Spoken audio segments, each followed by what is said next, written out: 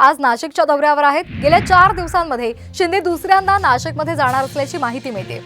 हेमंत गोडसे यांच्या प्रचारासाठी शिंदेंनी कंबर कसलेली आहे। या दौऱ्यामध्ये शिंदे अनेक उद्योजक आणि व्यापाऱ्यांची सुद्धा भेट घेणार आहेत। याचा गोडसेंना किती फायदा होणार हे आता पाहावं लागणार आहे। तर या संदर्भात अधिक माहिती घेऊयात आमचे प्रतिनिधी अभिजित सोनावणे यांच्याकडून। अभिजित, काय अधिकचे अपडेट्स मिळत आहेत? गेल्या 4 दिवसांमध्ये शिंदे आता दुसऱ्यांदा नाशिकच्या दौऱ्यावर आहेत।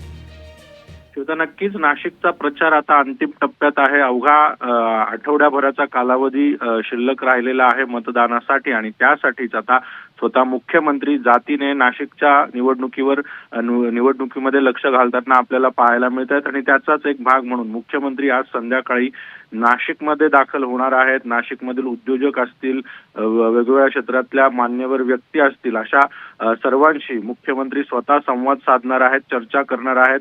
नाशिकचे प्रश्न असतील, समस्या असतील, विकास असेल, यासह अन्य बाबींवर मुख्यमंत्री या सर्वांशी चर्चा करणार आहेत। आपण जर बघितलं तर हेमंत गोडसे यांची उमेदवारी अगदी शेवटच्या क्षणी जाहीर करण्यात आलेली होती। भाजप असेल, राष्ट्रवादीमधील अनेक आमदारांचा, पदाधिकाऱ्यांची नाराजी जी आहे ती हेमंत गोडसेंवर होती आणि त्यामुळेच कुठेतरी त्यांची उमेदवारी जाहीर होण्यास विलंब होत होता।